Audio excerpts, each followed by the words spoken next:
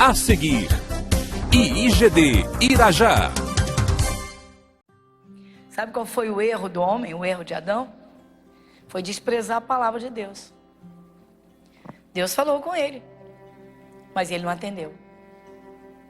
Ele não colocou aquelas palavras lá no fundo do coração dele, porque se ele colocasse, quando Eva trouxe o fruto, ele diria: pode parar, sai daqui. Depois a gente come, sai daqui, tira esse fruto daqui, joga isso fora. Ah, mas eu já comi, a serpente me falou que é boa, a fruta é boa. Ele teria dito: eu não quero ouvir mais uma palavra, porque eu já ouvi a Deus.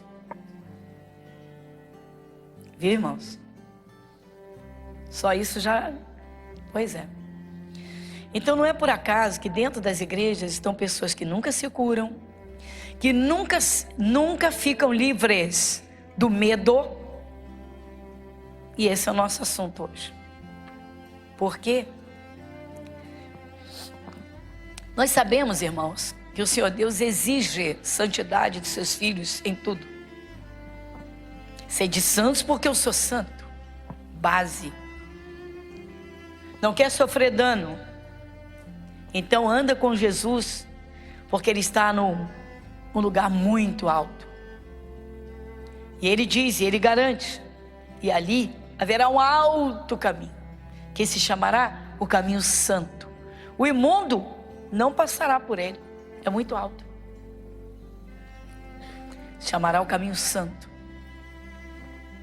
Mas não basta ser santo. O cristão tem que ser guerreiro. Se ele não for guerreiro, se não for alguém de espírito fortalecido, espírito forte, se não for alguém que tenha comunhão com o Espírito de Deus, num momento estratégico Satanás derruba. Que isso?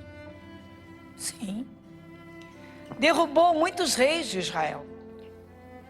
Saul, por exemplo, Saul se deixou tomar pelo ciúme, pela raiva, até inveja de Davi ele teve.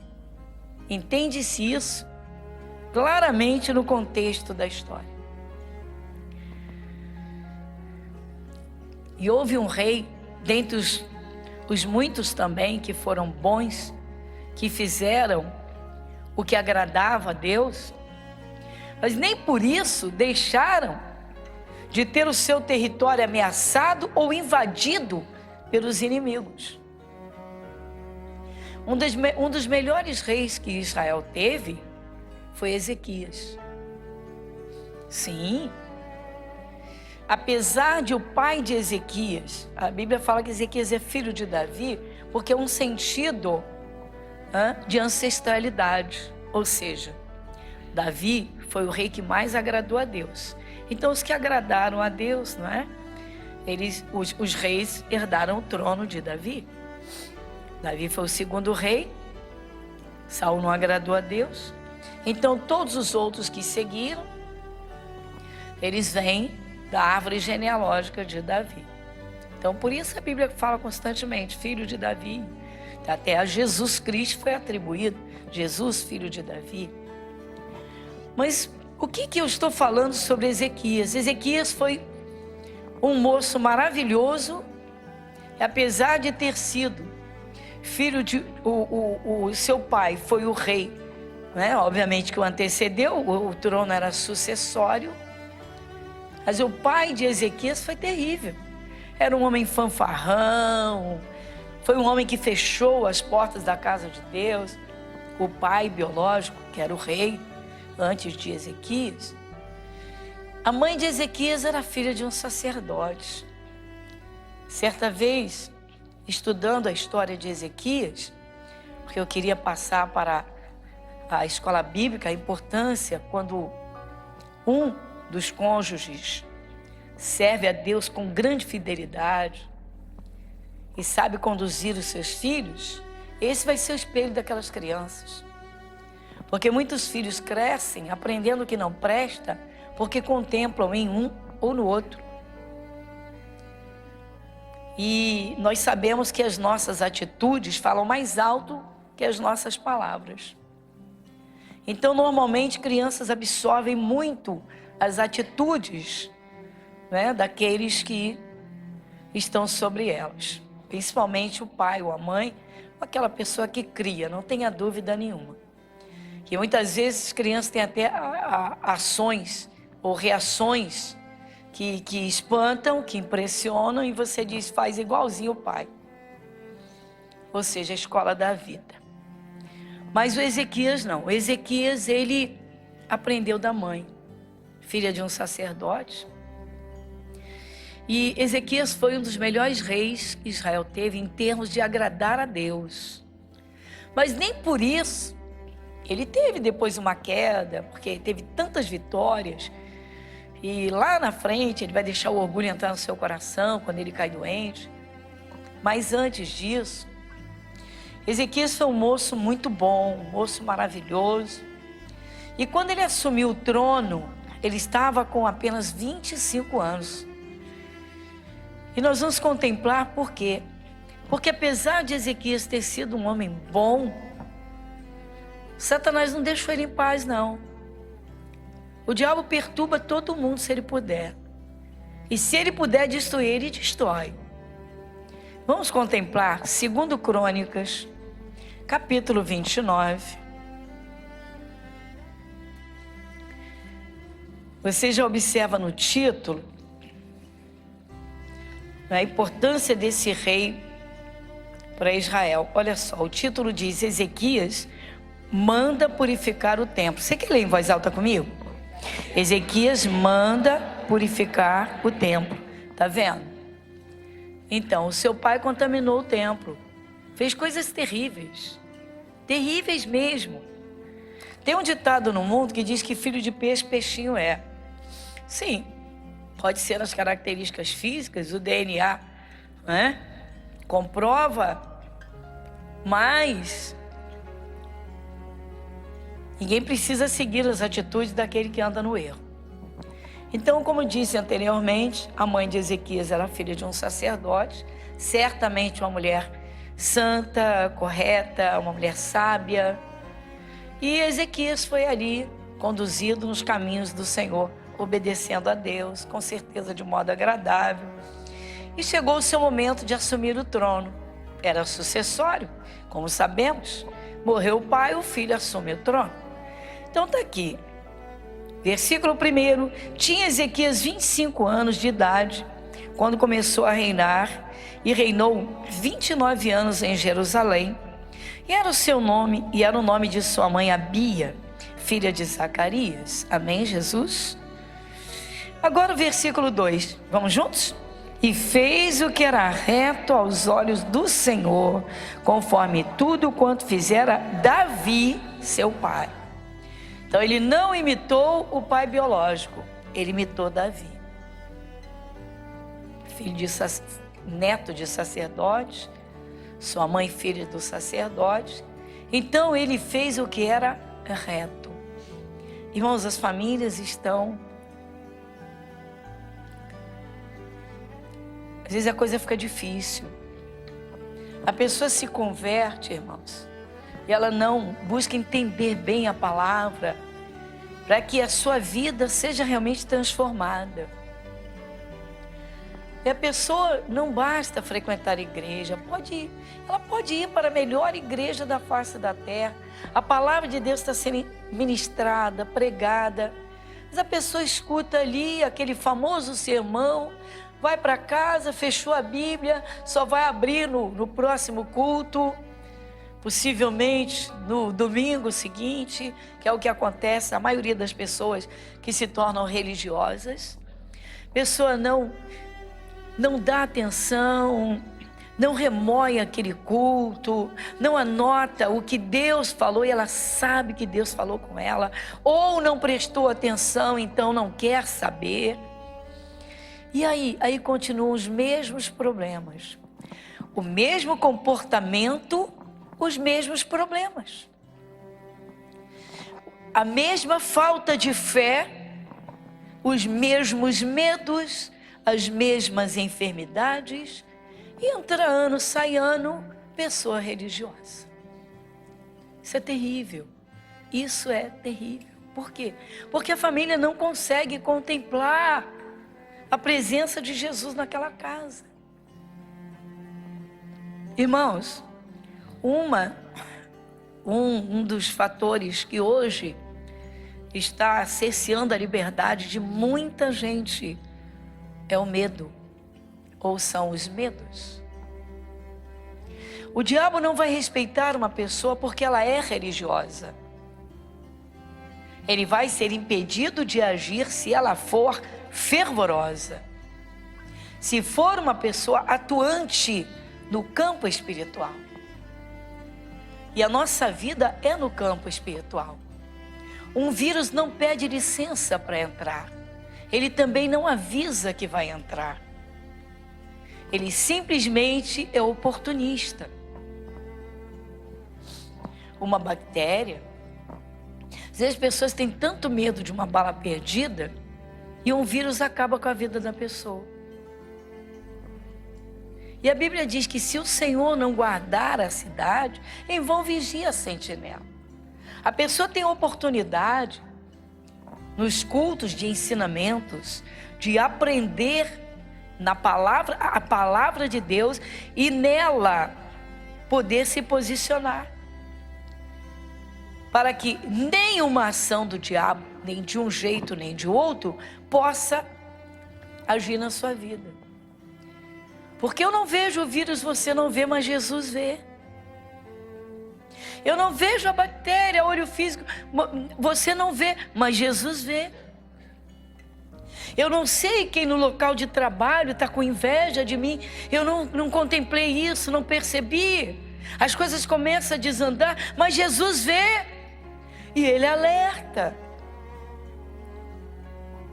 Eu me impressiono, irmãos, sinceramente, com esses fatores, esses pontos em que pessoas se convertem e não dão o devido valor e honra à palavra de Deus. Assim, eu abri a Bíblia, Deus falou comigo, eu fui ao culto, o Espírito de Deus falou comigo. Deus me mostrou onde eu estava errando.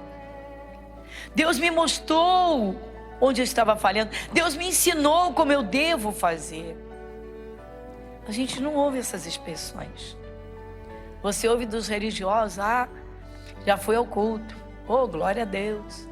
Já tomei Santa Ceia esse mês, aleluia. Paguei meus dízimos. Enfim, vida religiosa. Práticas necessárias dentro da palavra, mas não dessa forma. Em todo tempo, irmãos, o Espírito de Deus trabalha. Deus vê o que eu não vejo. Ele pode o que eu não posso. Ele faz o que eu jamais poderia fazer. Eu só preciso dar atenção à palavra dele e então colocar em prática. Então você está contemplando aqui um jovem rei de 25 anos. Faz o que é bom e reto aos olhos de Deus. Por quê? Porque ele se espelhou em Davi e a sua mãe era filha de um sacerdote. Então ele absorveu o que era bom. Ele não absorveu o que não prestava. Às vezes eu oriento, principalmente o pessoal da escola bíblica infantil, eu digo, olha vocês, um gesto de vocês pode ser uma correção para uma criança. A criança aprende em casa gestos brutos, gritaria, e você vai com suavidade e você oferece amor a essa criança em gestos de carinho respeitoso, de bondade.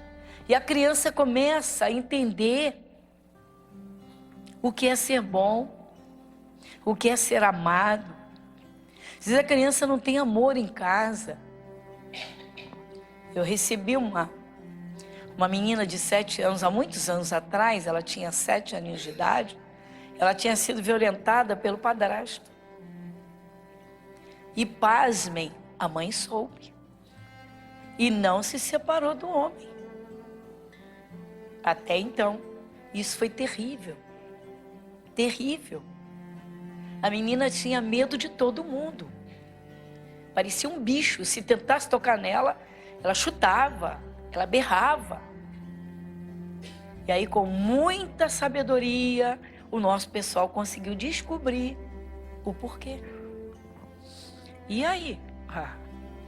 E aí a gente tem que ir à mãe e dizer, e aí, não vai tomar atitude nenhuma? Mas até então já tinha havido a separação.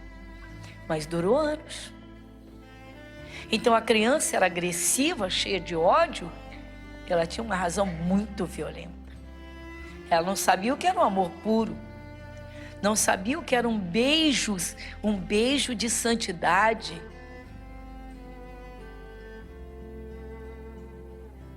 Ou seja, uma mãe beijar a mãe tratava com brutalidade. Então esse rei, ele fez o que era agradável a Deus. Mas veja onde ele se espelhava. Cabe aqui a nossa primeira pergunta. Quais foram os nossos focos quando nós éramos crianças? Porque às vezes o cristão arrasta um comportamento que cristalizou dentro dele, porque ao se converter, não se esforçou para atentar bem para a palavra e aprender de Jesus. Aprender a ser bom, aprender a ser manso. Mas aprender a ser guerreiro e não ter medo de nada. Então, você está contemplando que ele foi um excelente rei que agradou a Deus. Vamos dar uma esticadinha até o versículo 7. Versículo 3. Ele, no ano primeiro do seu reinado, no mês primeiro, abriu as portas da casa do Senhor e as reparou. E trouxe os sacerdotes e os levitas e os ajuntou na praça oriental. E lhes disse: ouvi-me, ó levitas, santificai-vos agora e santificai a casa do Senhor, Deus de vossos pais, e tirai do santuário a imundícia. Dá uma paradinha, tá vendo, irmãos? Você está observando? Olha para mim, Jesus está curando, Jesus está tratando, tá? A fé vem pelo ouvir. Aí você pensa que não está acontecendo nada, você não imagina o que Deus está fazendo aqui. O Espírito de Deus está trabalhando. Importa que Ele tenha toda a nossa atenção, que o nosso coração, o nosso espírito esteja bem aberto para Deus, mas nesse sentido, Deus está falando, eu vou levar isso a termo, eu vou fazer o que a palavra manda, e desse jeito, eu recebo o que o Senhor Deus fala comigo. Bom, então você está vendo, logo a primeira coisa que ele fez, abriu as portas da casa de Deus. Há pessoas, irmãos, que por terem levado uma vida ruim, uma vida de sofrimentos, uma vida muito sofrida, são pessoas amargas, são pessoas fechadas, são pessoas acuadas, são pessoas cheias de medos o tempo todo, ou de revolta. Não, irmãos, não. Encontrou Jesus, você é o templo, tem que abrir essas portas. Vamos lá, mas que portas? Tem que abrir essas portas, tem que deixar o Espírito de Deus trabalhar cada área da vida, receber Jesus, que é a palavra viva, para cada área, abrir as portas para Ele. Ou seja, vamos deixar Ele trabalhar onde ainda não foi trabalhado. Não consegui, eu me converti, não consegui me livrar disso, não consegui me livrar daquilo. Por quê? Então vamos abrir essa porta. Que porta? O querer dizer, não, Jesus, agora eu vou fazer. Irmãos, às vezes Deus dá oportunidade a uma pessoa. Tantas vezes Deus fala e a pessoa não atende. Tantas vezes Deus fala. No Novo Testamento, Jesus, Ele usou uma parábola que vocês todos conhecem aqui, que faz parte dos cultos e de muitos estudos. É aquela figueira que o dono da terra, ele vem, e aí Jesus diz, ó, há 3 anos, ele disse, há 3 anos eu venho buscar fruto, nessa figueira eu não acho. Há 3 anos eu procuro fruto, eu não acho. Vocês conhecem essa parábola, está lá em Lucas. Jesus disse, há 3 anos, venho falando do dono da terra, falando dele. É a visitação do Espírito Santo. Você não sabe, eu não sei qual o dia ou a noite, ou o momento em que o Espírito Santo vem com um propósito de procurar os frutos. Um exemplo disso. Ele vem procurar um coração aperfeiçoado na fé, cheio de paz, sem medo nenhum. E ele não encontra, ele encontra o medo. Porque Deus vê o que nós não vemos. Ele vê o que você não vê, o que eu não vejo. Ele vê se há uma fé enchendo o nosso coração, se há um medo, se há uma ansiedade ou muita ansiedade. Ele vê o que eu não vejo, você não vê. Às vezes percebemos nas pessoas, pela expressão de rosto, um barulho por perto e ela já se assustou. Às vezes você vê, mas nós não vemos o coração e Deus vê. Então o Espírito de Deus vem em determinado momento e olha lá dentro e ele não encontra a fé e ele encontra o medo. Depois a pessoa diz, não entendo porque eu sou de Jesus há tanto tempo e minha vida não muda. Ela não entende. Os ouvidos não estavam aguçados e atentos tantas vezes que o Senhor Deus já falou. Então é preciso, irmãos, que quando o cristão, quando a pessoa aceita Jesus, ela tem de ter um propósito firme, ouvir a Deus e colocar as suas palavras no seu coração, segundo tudo que estiver entendendo, e em cada área onde há uma necessidade de um trabalho, de um conserto, quando alguma coisa que Deus está mostrando que não deveria haver, deve ser jogada fora. Resumindo até aqui, a atenção que se dá à palavra de Deus, à presença de Deus na nossa vida. Jesus veio morar na nossa vida desde o dia que nós o aceitamos e Ele nunca mais sairá. Eternamente vamos estar com Ele, se nós não o deixarmos. Porque muitas pessoas dizem, mas eu nunca deixei Jesus. Mas a pessoa ela não deixa. Ela não deixa os cultos, ela não deixa a vida religiosa, mas ela não tem uma prática de vida fervorosa. Por quê? Porque a palavra não está viva no coração. Não é uma vida diária de fé e de amor e de poder. Já o Ezequias não, ele fez diferente. Ele colocou o seu coração, ele assumiu o trono, a primeira coisa que ele fez, vamos consertar tudo que está errado. Vamos acertar tudo que está torto. Vamos fazer o que não foi feito. Vamos deixar de fazer o que aborreceu a Deus. Isso é mudança de vida.